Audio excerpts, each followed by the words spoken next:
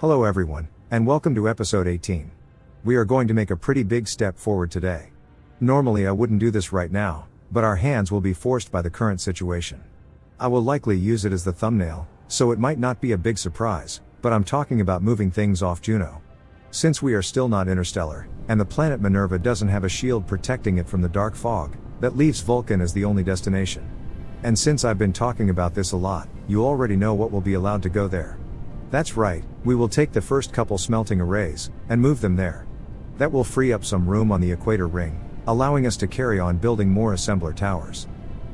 Before we get started, I would love it if you subscribe to the channel, and clicking the like button will let me know that this video was worth making.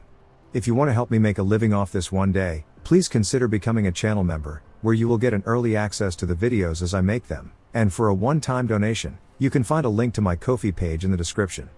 But enough talking, let's get into it. Okay, first things first, let's take care of that power issue we encountered in the last episode. I landed next to the fusion reactors so I don't forget it.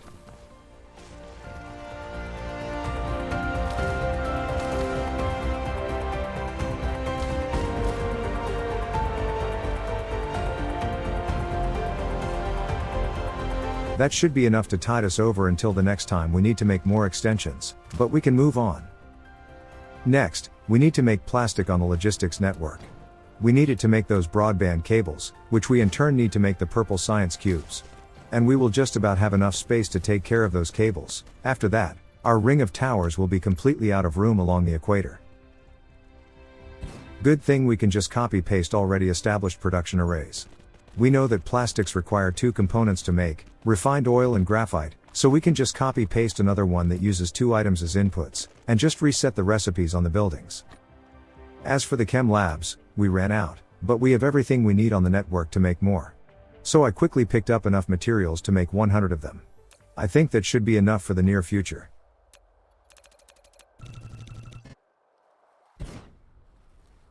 While those labs are being crafted and placed, we can take care of the belts. Since it's a copy-pasted array, things are already lined up just the way we need them, so it's a trivial matter. We only need some extra belts, we are a bit short on those. We also just ran out of research projects, so we better add some more of those to keep the labs busy. Idle hands are the devil's playthings after all. And I decided to add the first two levels of vein utilization technology. In case you're not familiar with how things work in the game, there are research nodes at the end of some upgrade lines that can be repeated infinitely, giving an ever-increasing bonus. These bonuses will be getting smaller and smaller as time goes on, but after everything else are done, those will be the only worthwhile things to research anyways. Vein utilization is one of these technologies. It will increase the rate of mining, allowing us to get the same amount of metals per second with fewer miners, but more importantly, they will also decrease the amount of ores consumed by the miners. If you research the technology enough times to give you a 50% utilization rate, that will basically mean that the miners will only consume the deposit half as fast, doubling the amount we can get out of it.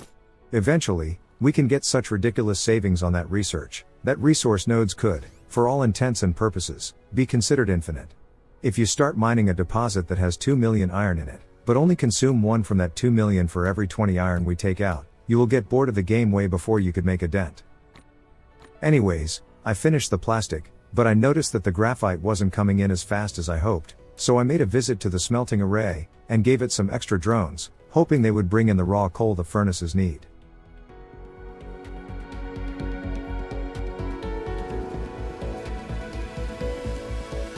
The next problem was the oil. We have the new setup, but it's not perfect.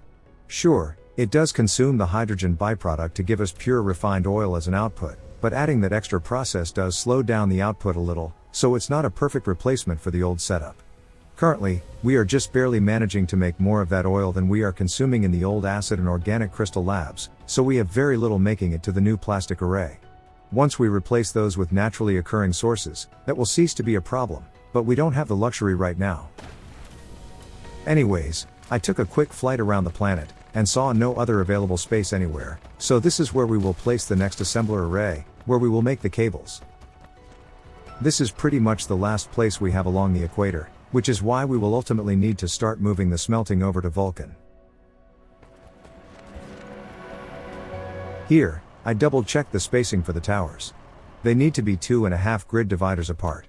If I did it correctly, we should be able to fit 2 towers in the gap once the mining is finally depleted in the area, but until then, we are boxed in.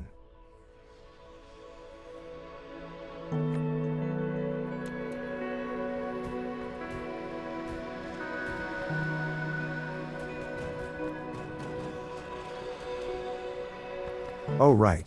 To make sure we don't burn the excess refined oil, we should really get rid of these thermal generators. We really don't need them around anymore, since oil refining no longer have any unwanted byproducts.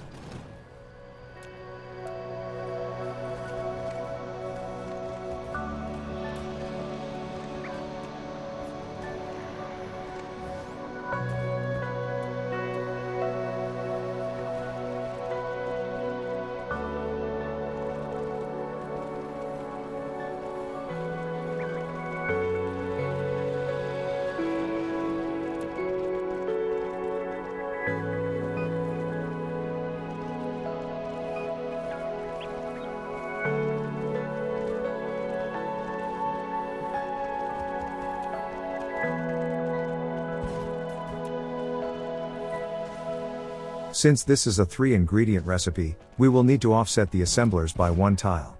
Otherwise we wouldn't be able to fit all 6 inserters on those 3 belts.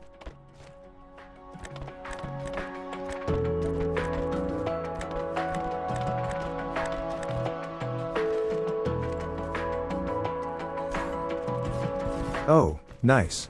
Purely by accident, I managed to make the array just the right length to have columns of 8 assemblers.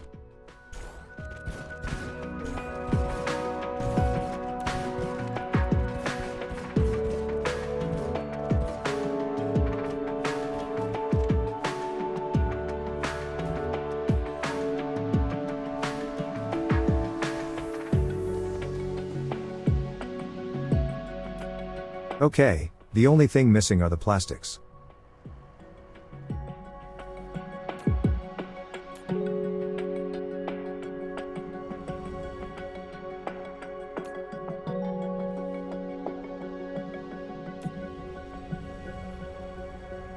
With vein utilization done, we can add some more research. Let's take care of the reconstruction planner. Although, maybe we should look into some of the military techs, I've been kind of neglecting those. Well, as luck would have it, we still have the old storage tank that we used to store some of the excess production from the old refineries, so we can tap into that, and move some oil by hand over to the plastic labs. We might need to do this a couple times before things improve, but this is the best we can do right now. Now it's only a matter of time before we see some purple cubes appear in our matrix labs.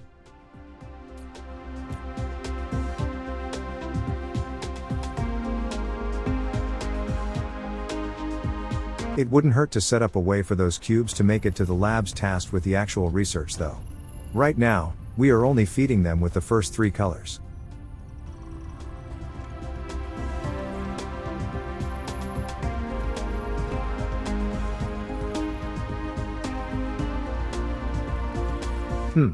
This tower is full. Let's see if we can use another one nearby.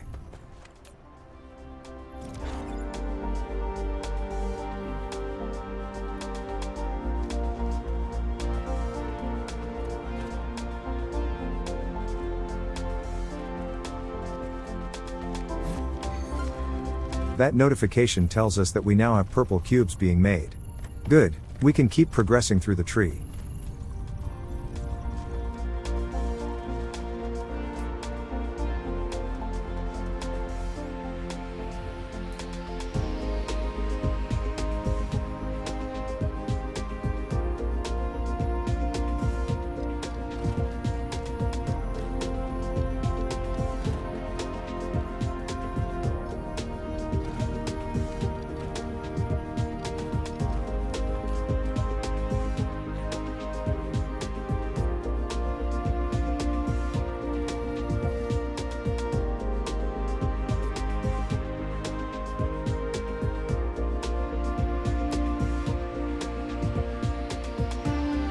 There they are. We can start doing purple research now. But, I was still not too happy with the speed of the yellow cube production.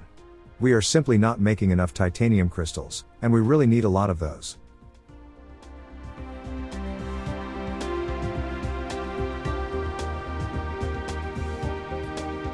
Here, I took a quick look around the equator, just to double check that we really have zero room to place more towers.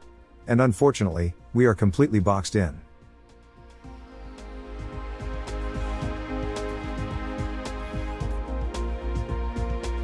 Well, to prepare for the move, I went around and finalized the towers. This only involved adding the warpers into the last resource slot, so they can bring them in as needed. Having 500 might be overkill, but I would rather have a big stockpile of those if possible. Now, I did set both planetary and interplanetary behaviors as demand. Later on, we might want to set the interplanetary one to storage, so it only brings warpers in from local sources, and only use a central distribution tower to store the deliveries coming in from off-world. That way, all 10 logistics vessels can deal with the important production-related jobs, and leave the warpers to the local drones. But that's a concern we don't need to worry about right now. After I reached the end, I went back, made sure all towers got their orders set correctly, and then we could move on.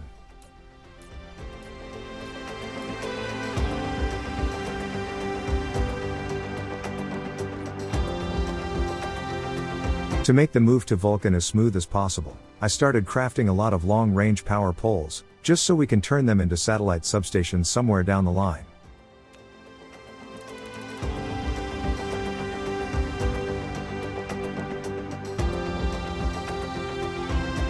As I flew by the research labs, I noticed a distinct lack of yellow cubes. I think it's time we really did something about that. I checked on the crystals, and they were working at full speed.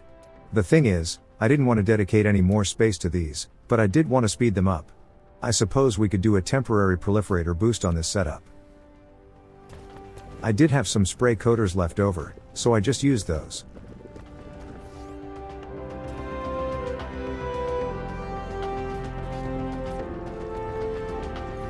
I didn't bother belting in the proliferator liquids themselves, I just picked up a bunch, and used a chest to store them locally.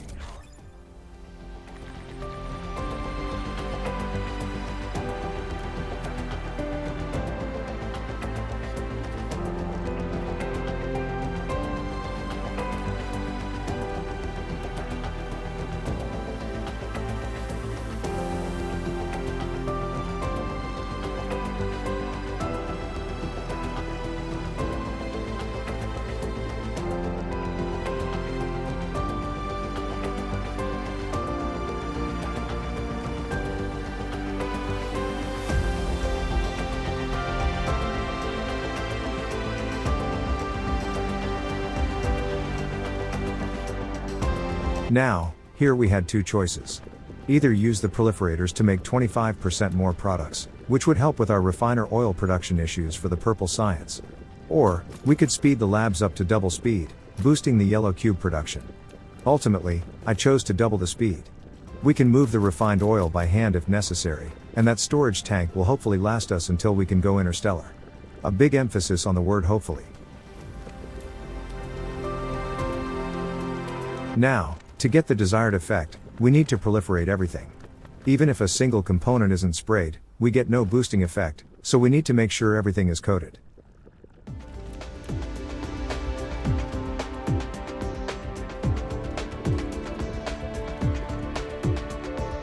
At this point, we had everything, except the plastic itself. That one was done through direct insertion, and we need them to go through a belt in order to be sprayed. Well, that means we need to do this in a roundabout way.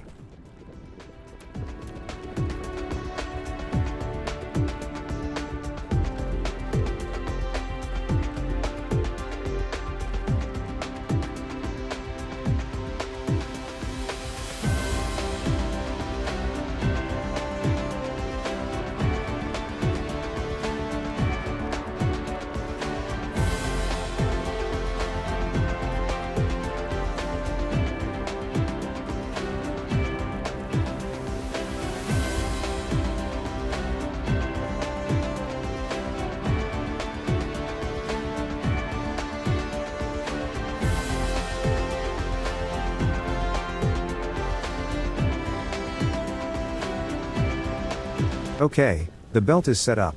Now we just need to redirect the flow of plastics. First, we took out the inserters going from lab to lab, and then switched over to the belts instead.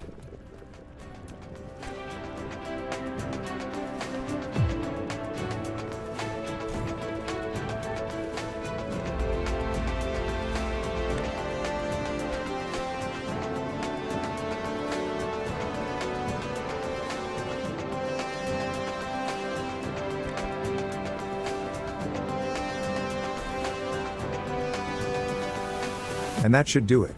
Now we are making the organic crystals at double speed. Sure, this means we are consuming the refined oil at double speed too, but I still hope we can maintain things with the stockpiled refined oil until we can do these from natural sources.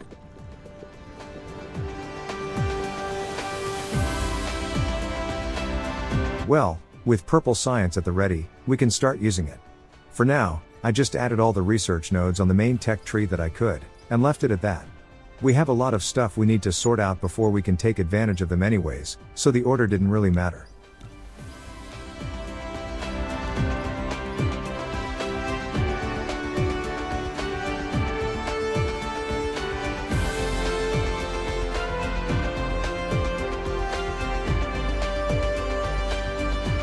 With the research distraction sorted, I took one more look at our items, and stocked up on things that we will need to start moving the smelting over to Vulcan.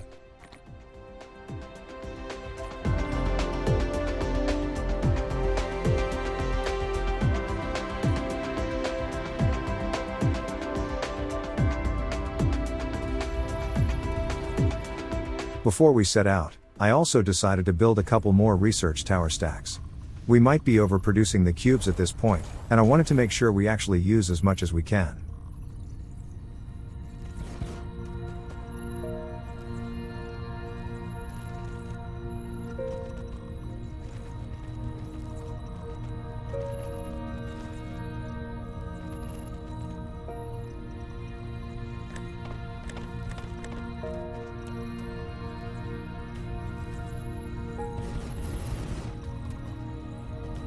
That should speed things up a little, at least until the consumption catch up to the production.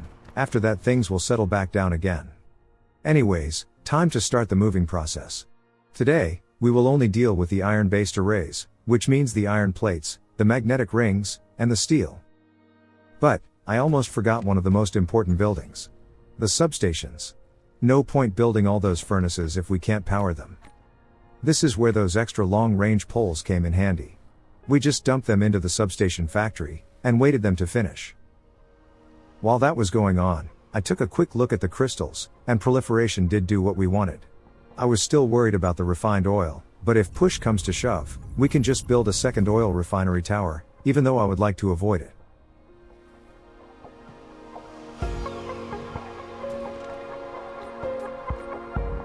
Okay. We have more than enough satellite substations. Time to get going.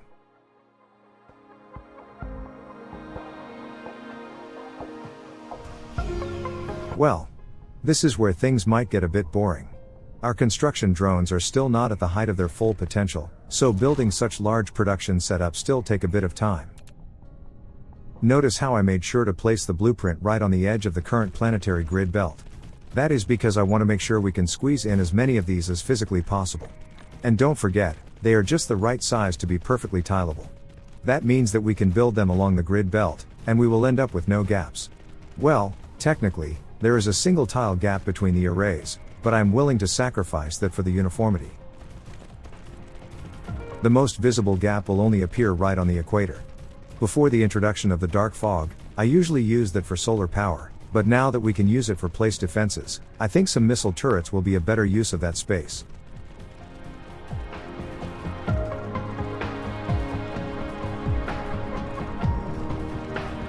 Well, we have a bit of a power issue.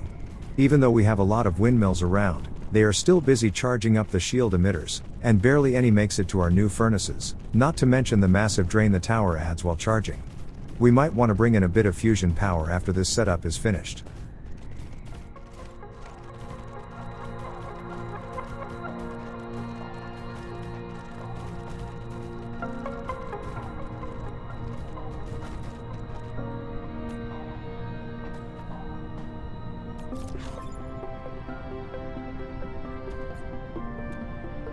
Yeah, let's take care of that real quick. Should be an easy fix, we already have the fuel on the network, and we have some reactors ready to go. Now, I did make sure to place them a lot closer to the pole. That is because I wanted to leave the grid belts that are wide enough to accept the furnaces free from obstructions. The one we use for the fusion reactors is too narrow for that.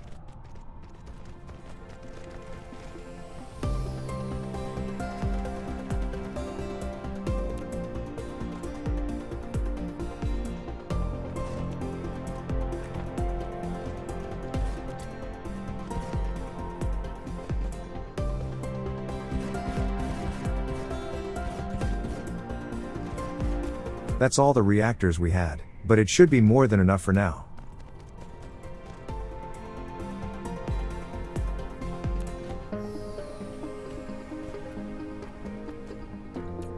Yep, we are good to go. And once the shield generators are fully charged, we will have even more power at our disposal. The next issue was the availability of raw iron. Currently, the vast majority of our iron comes in from mines on Juno, and those are fed through planetary towers, and are thus not available on Vulcan. We will remedy that situation later, but for now, we might as well start mining iron here too. We will need to do it sooner or later anyway.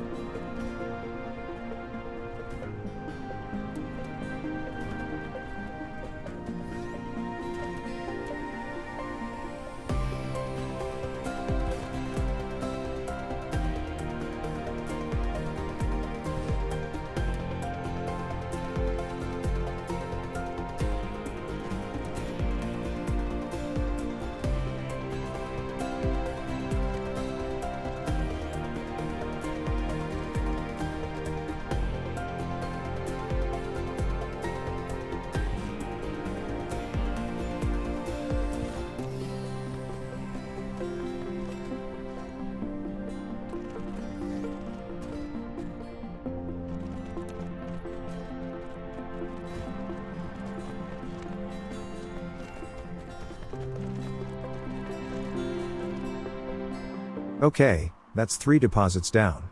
We have one more, so might as well take care of it, no point leaving it for later.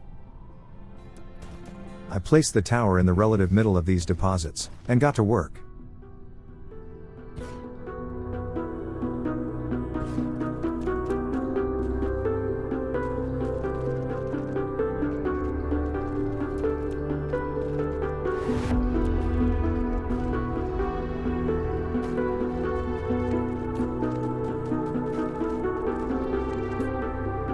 Well, since we had this titanium patch nearby, I decided to deal with that too.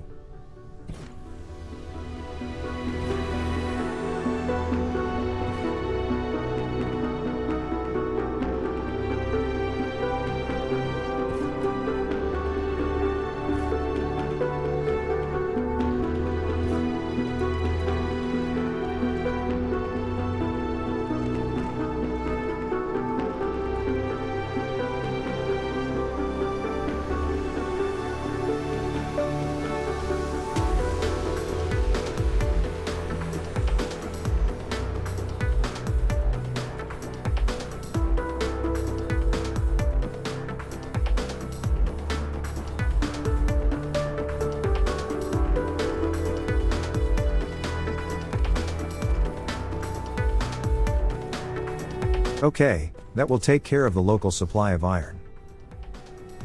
Before we head back to Juno, how about we also take care of the magnetic rings?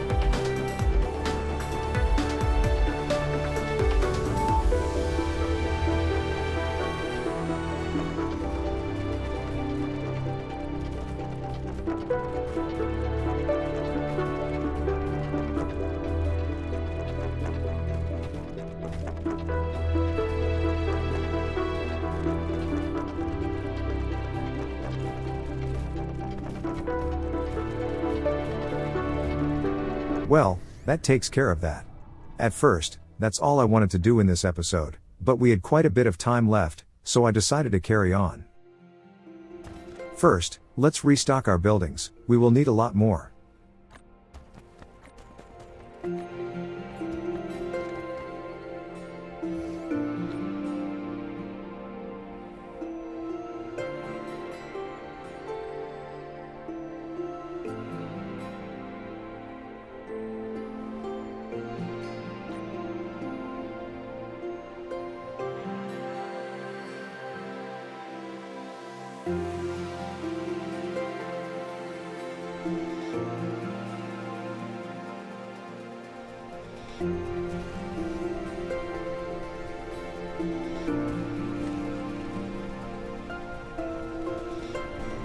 Okay. No more missing items, so the magnetic rings are good to go.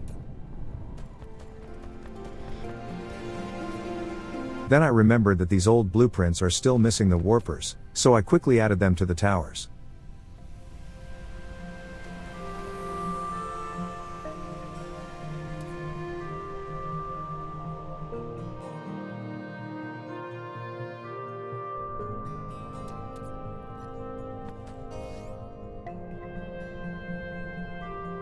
By the way, I was aware of that impending dark fog attack. I just decided to ignore it.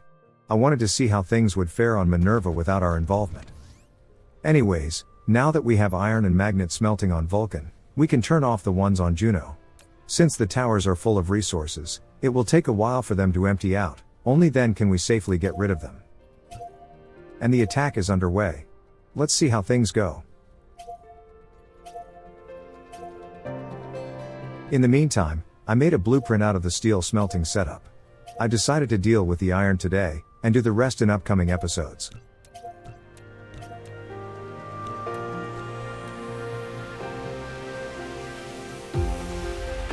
And the enemy attack is over. No destroyed buildings, and the only damaged ones are from before the attack started. I think we will be fine. But we will need to investigate those damaged ones, and maybe add some babs to repair them if we are not around to do it ourselves. And here, you can see the only gaps we will have between these smelting arrays. A single tile on the longitudinal axis.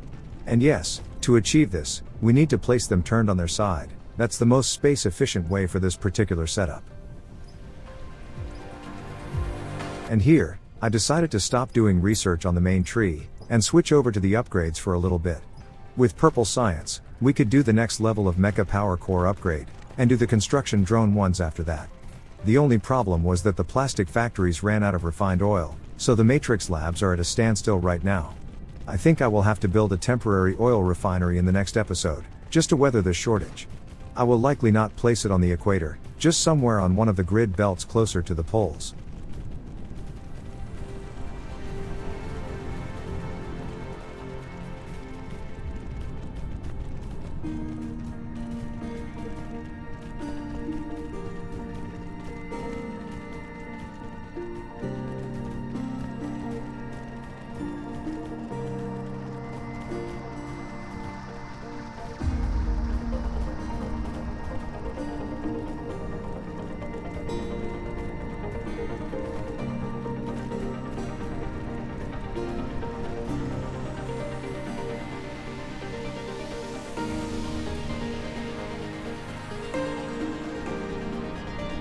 Well, that takes care of the steel. I think we are done here for today. Let's go home and start emptying out the original steel tower.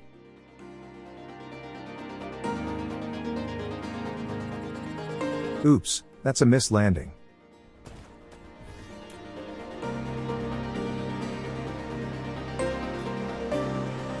Well, the magnetic rings might take a while to fully empty out, but it will get done eventually.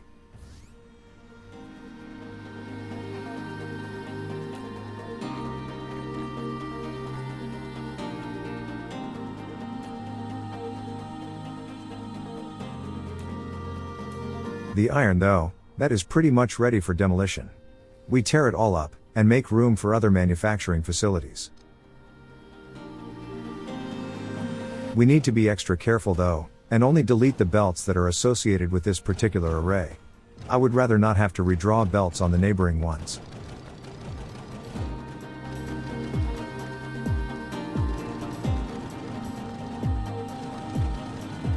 Destroying things sure is a lot faster than building them.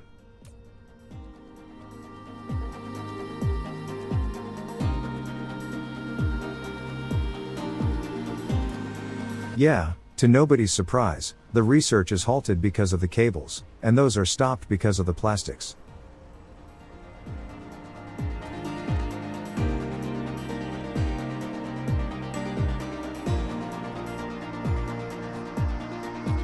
And since we were last here, we already managed to lose an additional 2,000 units of refined oil from the storage tank. We will definitely need a second set of refineries. But as I've said, that one will likely end up being temporary, so I will not build it on the equator. It just needs to tide us over until we can start bringing in organic crystals from off-world mines, and acid from some caustic lakes.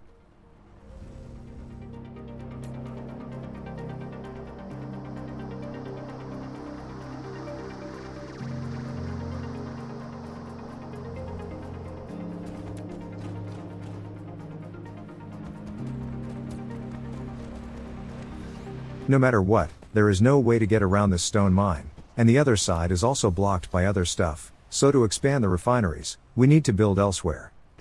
But to speed up the depletion of that deposit, I added this splitter, so we can prioritize that mine's output over the other. What we had to do next was to allow all the local iron mining to make it to Vulcan.